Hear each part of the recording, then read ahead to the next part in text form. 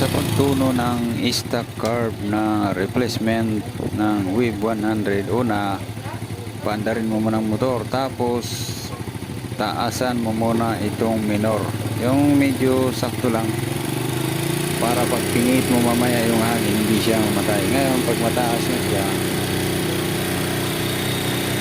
diba? Itong hangin, pihitin mo muna pag kanan, isirado mo muna, pihitin mo muna mga 3 ikot siguro yan. Pag pihit mo yan na alam mong hindi na siya mapihit, saka mo siya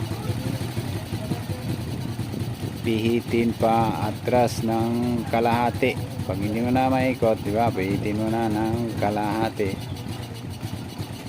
Pakiramdaman mo motor na sumusunod yung galit. Ngayon isa't kalahati ulit, tapos pihitin mo pa ng kalahati, tapos isa pang kalahati. Pag sumunod yung galit ng motor, tuloy mo lang. Pang-4 na yan.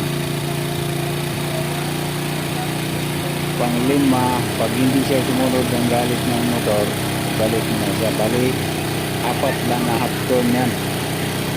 Pero kadalasan 3 lang pagka stock na ano.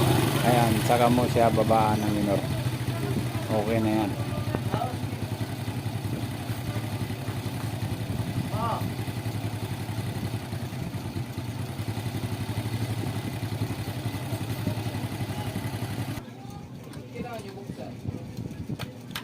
Simak, supaya mo.